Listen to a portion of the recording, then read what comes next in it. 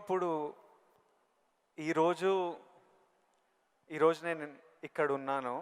10 ఇయర్స్లో నేను ఎక్కడ ఉంటానో నాకు తెలియదు. అలాగే మీకు తెలుసు, మీకు విజువల్స్ నాకు కూడా నేను 20-25 ఉన్నప్పుడు నాకు కొన్ని విజువల్స్ కనిపించేటివి.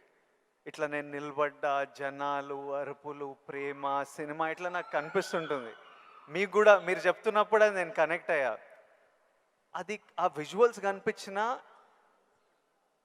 ఈరోజు నేను ఇక్కడ ఉంటా అని నాకు తెలియదు.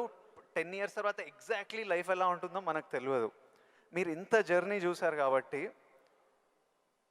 మీకు ఆ విజువల్స్ కనిపించాయి, ఈరోజు ఇక్కడ ఉన్నారు. కానీ మధ్యలో స్ట్రెస్ తీసుకున్న రోజులు ఉండింటాయి, డౌట్ పడ్డ రోజులు ఉండింటాయి. ఇట్లాంటివి మీకు ఏం జరిగింది, దాన్ని ఎలా డీల్ చేశారు, మాకేమన్నా అడ్వైస్? ఎందుకంటే వీళ్ళందరికీ కూడా 5 ఇయర్స్లో ఎక్కడుంటారు, 10 ఇయర్స్లో ఎంత పెద్దగా అవుతారు, ఏం ప్రాబ్లమ్స్ వస్తాయో మనకు ఎవరికి తెలియదు. మన శ్రమ మనం చేయాలి 100%. బట్ ఇమోషనలీ, మెంటలీ, సైకలాజికలీ ఎలా ఉండాలో I think there is no better than this man and his journey. ఎవరి లైఫ్ కేక్ వాక్ కాదండి. అండ్ ఏది కూడా దేనికి కూడా షార్ట్ కట్స్ లేవండి. చాలా హర్డిల్స్ ఉంటాయి, తర్వాత ఎగుడు దిగుళ్ళు ఉంటాయి, ఎత్తు పల్లాలు ఉంటాయి, జయాపజయాలు ఉంటాయి, ఎగ్జైట్మెంట్లు ఉంటాయి, డిప్రెషన్లు ఉంటాయి. ఇవన్నీ కూడా తట్టుకుని వచ్చిన వాడిని, అవన్నీ నాకు జరిగినాయి. ఒకే ఒక ఎగ్జాంపుల్గా చెప్పాలంటే నా మైండ్ సెట్ ఎలా ఉండిందంటే, ఒక ఉదాహరణకి చెప్పేస్తాను.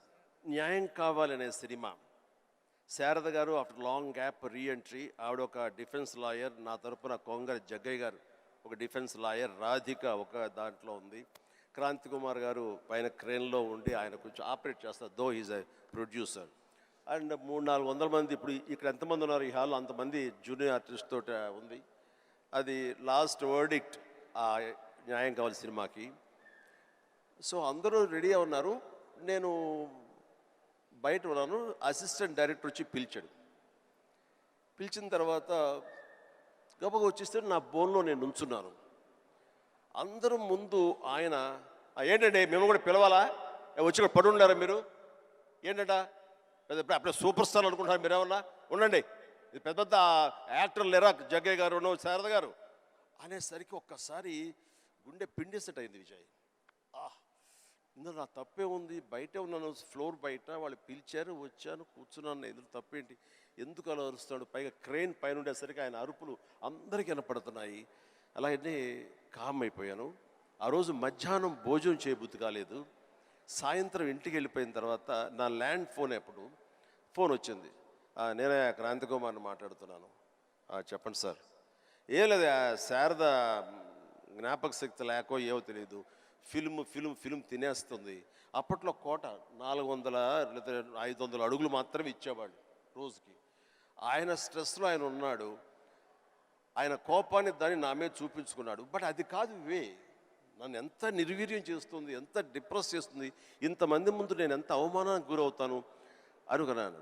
కానీ ఆయన అన్న మాటలు, అవమానం అన్నీ పక్కన పెట్టి ఒక్క మాట మాత్రం నా మైండ్లో ఉండిపోయింది. అయితే మీరు సూపర్ స్టార్ అనుకుంటున్నారా అని. ఎస్, అవి చూపిస్తా. ఆ ఒక్క ముక్క మాత్రం నా మైండ్లో, నా మదిలో ఉండిపోయింది. కసి పెరిగింది. ఈ అవమానాన్ని, దాన్ని ఆయన మీద రెవెంజ్ తీర్చుకునే కంటే కూడాను దాన్ని నేను ఎదుగుదలకు నా స్టెప్స్గా నేను వాడుకున్నాను. ఇది వాస్తవం విజయ్. ఇలాంటివి చాలా జరిగినాయి.